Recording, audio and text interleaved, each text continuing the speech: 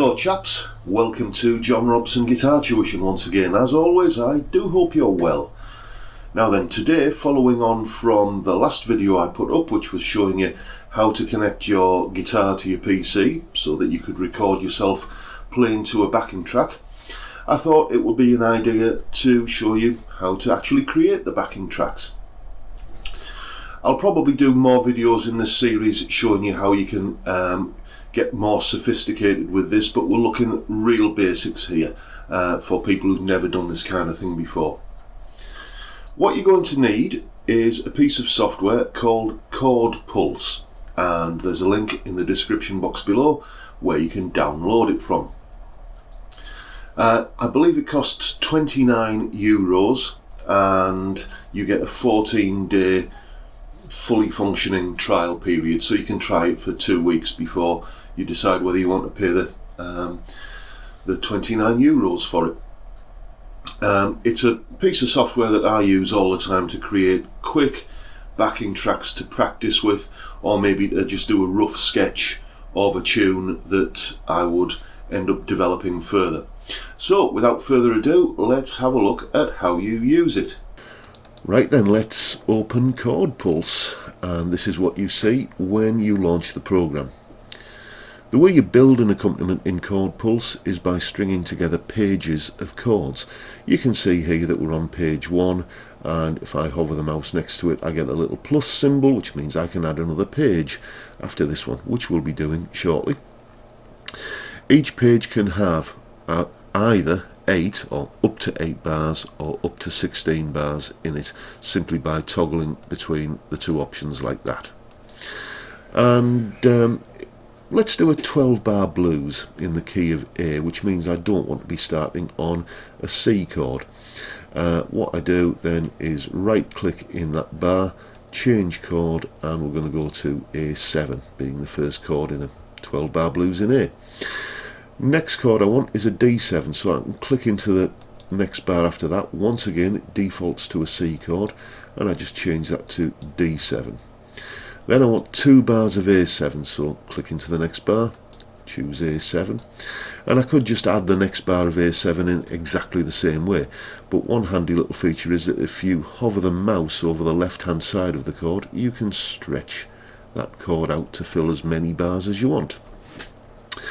After the A7 I want 2 bars of D7, so let's go into there. Once again it defaults to C, so we'll change that to a D7, and you can see that because I chose 2 bars for this section of A7 here, it just automatically defaults to 2 bars for the D7. Next up I want another 2 bars of A7, so we'll leave it set at 2 bars, just click into there and go A7 like that. Okay, and that is the first 8 bars of my 12-bar blues sequence. I now need to do the remaining section of it, so go into pages like this and click on the plus sign and add page 2 like that, and add the first chord, which is going to be an E7. There we go. Then to a D7, then to an A7, then to an E7 at the end. Well, not quite the end, because we need an ending. So this chord sequence would typically end on an A7 chord, so let's put that in there. There it is, and what you have to do now, let's just get rid of that. What you have to do now is basically tell Chord that this bar here is your ending.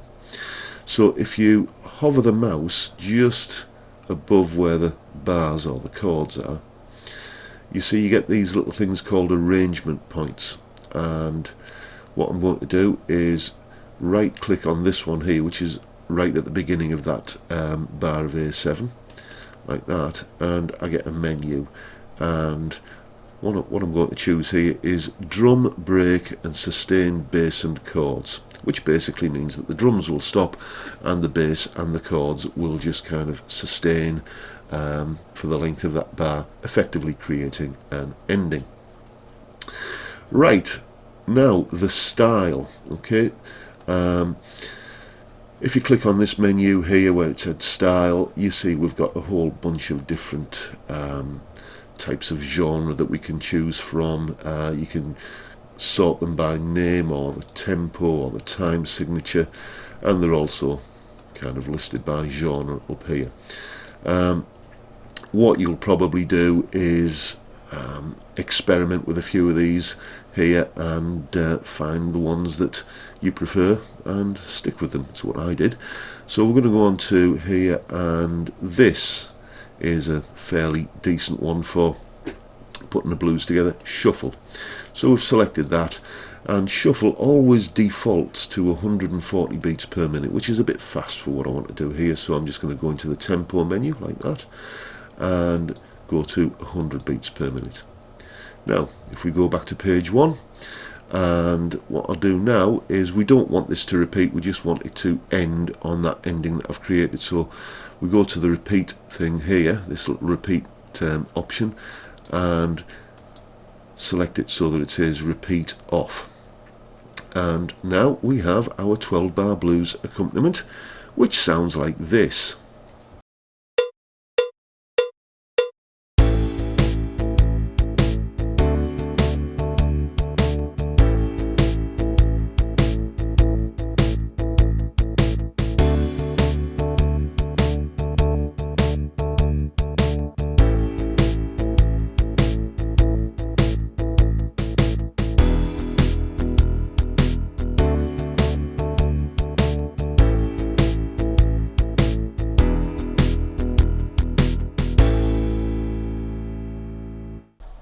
So I think you can hear that it's never going to be confused with something that was recorded by a live band. You know, it does have that slightly robotic sound to it, but it's usable. You know, you can certainly put together a track in next to no time at all that's going to be more fun to jam with than a metronome.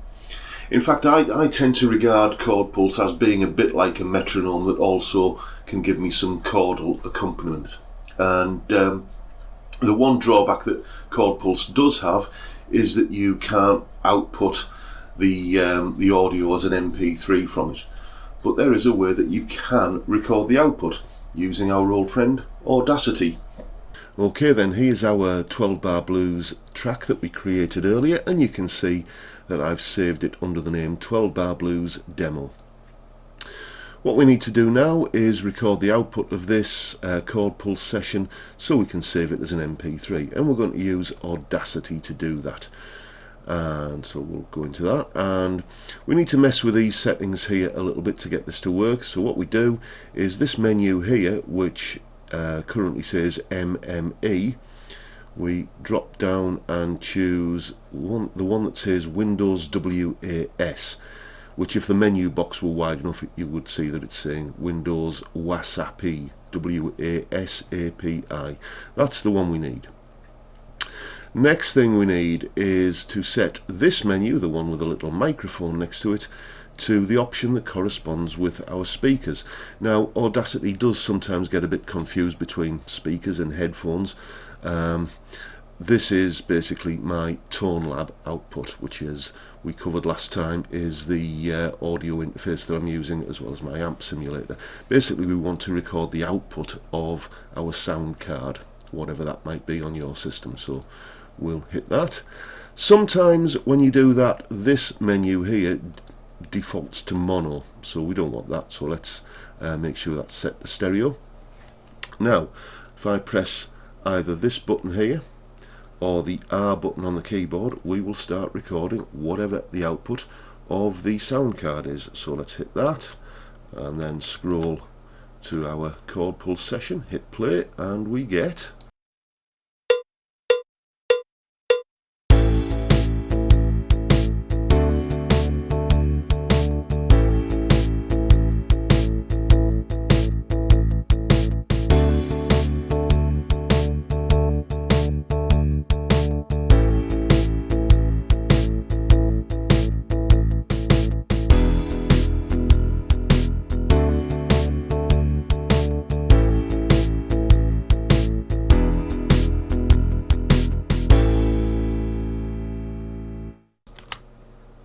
So you can see that what we've got now is that backing track recorded as an audio track. Let's just trim off this bit of silence at the beginning here. We don't really want this, so I'll just use the select tool in Audacity, selection tool, and just drag and kind of select that and hit delete on the keyboard, and there we go. Now let's just zoom out a little bit so we can see the whole track. Oh, there we go. The one thing that I always find with Chord Pulse is that the audio output is quite low. So what we're going to do now is make that a bit chunkier sounding. So click into the track control pane here, and you see it just selects all of the audio on that track.